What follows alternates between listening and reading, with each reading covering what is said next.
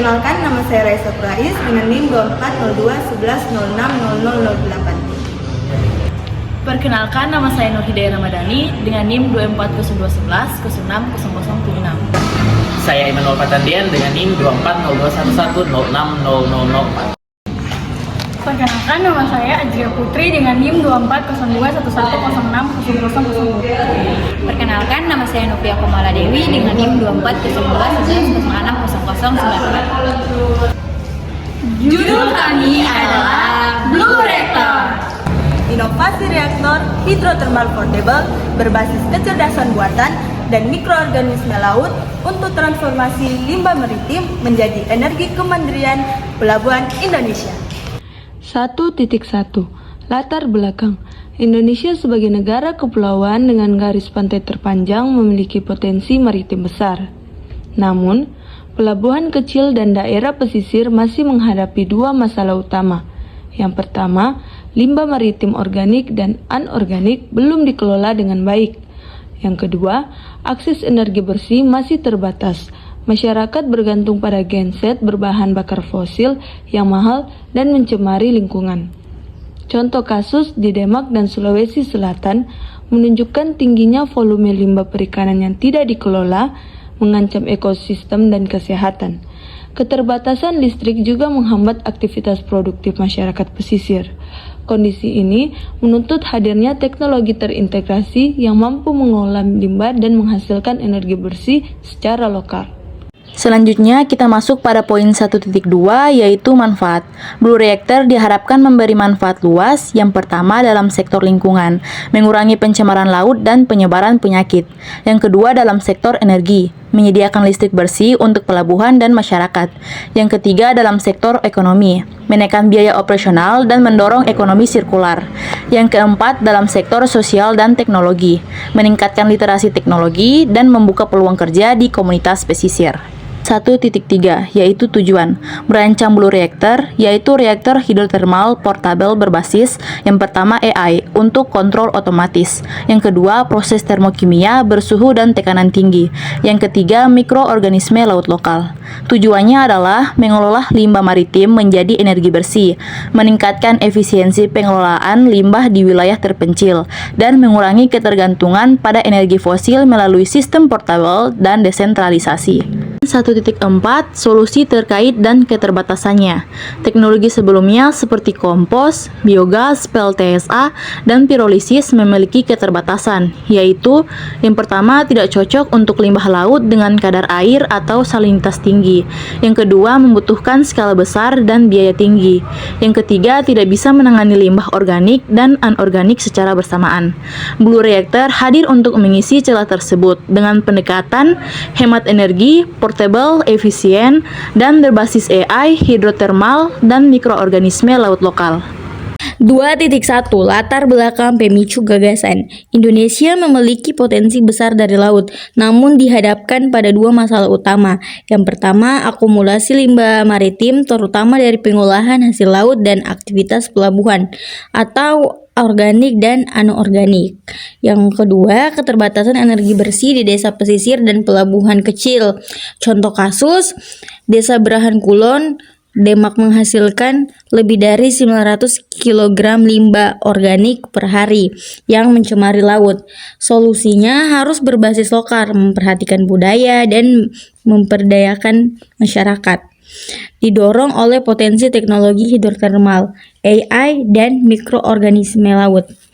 2.2 Tawaran solusi. Blue Reactor, reaktor portabel untuk konversi limbah laut menjadi energi bersih dengan 4 komponen utama. Yang pertama ada teknologi hidrotermal, mengolah limbah basah pada suhu tinggi 150 sampai 300 derajat Celcius dan tekanan tinggi tanpa pengeringan. Yang kedua, integrasi AI, mengontrol otomatis suhu, tekanan, dan durasi reaksi serta memprediksi output energi. Yang ketiga, mikroorganisme laut lokal, menguraikan limbah awal menjadi asam lemak volatil untuk efisiensi reaksi. Yang keempat, portabilitas dan kemudahan operasi. Ringan, modular, mudah dioperasikan oleh 2-3 orang, mandiri energi. 2.3 pihak yang dapat dilibatkan. Pihak dan peran. Di sini masyarakat, nelayan, dan UMKM. Perannya operator utama, pelatihan teknis, evaluasi sosial budaya.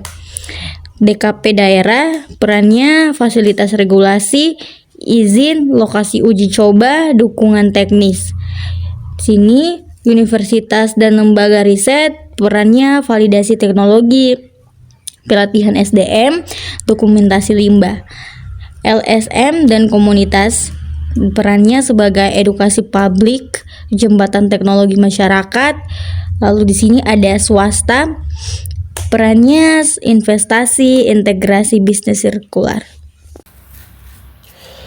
2.4 Langkah strategis dan lini masa tahun 2025. Kegiatan utama, riset awal, karakterisasi limbah, eksplorasi mikroba, rancangan lab. Tahun 2026, prototipe 1:1, uji lapangan di Demak, Tegal, Pati, pelatihan masyarakat. Tahun 2027, finalisasi desain, paten, SOP, sertifikasi, kajian LCA. Tahun 2028, replikasi regional lebih dari 5 wilayah. Blue Lab, Blue Cloud untuk data nasional. Tahun 2029, komersialisasi awal, koperasi pesisir, produk samping, briket, dan pupuk. Tahun 2030, integrasi nasional, kurikulum SMK dan Politeknik, kompetisi inovasi daerah. Tahun 2031 sampai 2034, internasionalisasi, Filipina, Vietnam, Pasifik. Blue Reactor Hybrid, pusat inovasi biru nasional. 2.5 Indikator dampak sistemik, terbentuknya ekosistem limbah to energy komunitas pesisir, penurunan limbah laut, peningkatan energi bersih dan peluang ekonomi lokal, transfer teknologi dan pelatihan akar rumput, peningkatan kesadaran dan kapasitas teknis masyarakat, potensi kontribusi terhadap ekonomi sirkular dan perdagangan karbon lokal. 3.1 Hasil akhir, Blue Reactor menawarkan solusi inovatif terhadap permasalahan limbah maritim dan krisis energi pesisir dengan memerlukan reaksi hidrotermal, mikroorganisme laut, dan kecerdasan buatan AI. Teknologi ini mampu mengolah limbah basah tanpa pengeringan mahal, adaptif terhadap berbagai jenis limbah, serta dirancang portable untuk lokasi terbatas seperti pelabuhan dan kapal. Selain solusi teknis, Blue Reactor juga mendorong partisipasi masyarakat dalam transisi energi bersih. 3.2 Rencana realisasi dan strategi berkelanjutan 2025 Riset awal, studi lapangan, eksplorasi mikroorganisme, dan desain skala laboratorium. 2026 Prototipe skala penuh, uji lapangan di Demak, Tegal, dan Pati, pelatihan masyarakat. 2027 Finalisasi desain modular, paten, SOP, dan kajian LCA. 2028 Replikasi regional, pendirian Blue Lab, kementerian strategis. 2029 Komersialisasi awal, pengembangan generasi kedua, sistem koperasi, dan uji perdagangan karbon lokal. 2030 Ekspansi nasional dan integrasi ke program pemerintah dan pendidikan. 2031-34 Internalisasi sistem hybrid energi terbarukan dan pendirian Pusat Inovasi Biru Nasional. 3.3 Dampak sistemik dan multisektor. Blue Reactor memberikan dampak besar di berbagai sektor, contohnya lingkungan, dapat mengurangi polusi dan melindungi ekosistem pesisir. Sosial ekonomi, mendorong ekonomi sirkular dan ketahanan energi lokal. Pendidikan menjadi sarana iterasi teknologi dan kolaborasi riset.